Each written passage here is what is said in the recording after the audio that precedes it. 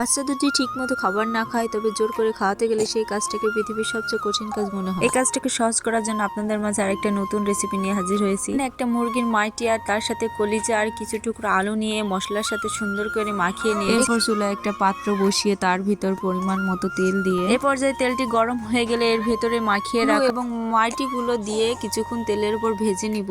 এর ভিতর কিছু পরিমাণ পানি দিয়ে ঢাকনা দিয়ে ঢেকে কিছুক্ষণ কষিয়ে নিব। পানিটা যখন সম্পূর্ণরূপে শুকিয়ে যাবে তখন সিদ্ধ করার জন্য কিছু পরিমাণ মতো পানি দিয়ে দেব। এই পর্যায়ে কিছুক্ষণ ভালো করে নেড়েচেড়ে দিয়ে আবারও জাল করে নিব। যেসব বাচ্চারা খেতে চায় না তাদেরকে কিন্তু খুব সহজে এইভাবে মজাদার খাবার রান্না করে খাওয়ানো যায়। আমার বাচ্চা যেহেতু খুব ছোট সেজন্য আমি এখানে মশলা হিসেবে শুধুমাত্র আদা, রসুন ও জিরা, হালকা পরিমাণ হলুদ দিয়েছি এবং এখানে কিন্তু কোনো প্রকার মরিচ দিই নাই আমি। 7 মাস বয়স থেকে কিন্তু খাবারটি বাচ্চাকে খাওয়ানো যায়। এভাবে আমি রান্না করলে আমার বাচ্চা কোনো ঝামেলা ছাড়াই খেয়ে নেয় সম্পূর্ণ। এই তো আমার রান্না কমপ্লিট হয়ে গেছে। এবার আমি একটা পাত্রে এগুলো উঠায় নিব। তো আপনারাও চাইলে এভাবে বাচ্চাকে খাওয়াতে পারেন খুব সহজে। তো এই তো দেখেন আমার সবগুলো নামানো হয়ে গেছে। এবার আমি এই ম্যাশ বাটির সাহায্যে ম্যাশ করে নিব। আপনারা আপনাদের বাচ্চাদের কিভাবে খাবার খাওয়ান সেটা কমেন্টে জানিয়ে দিন। ভিডিওটি যদি ভালো লেগে থাকে অবশ্যই চ্যানেলটি সাবস্ক্রাইব করে পাশে থাকবেন। নেক্সট ভিডিওতে আবার দেখা হবে। আল্লাহ হাফেজ।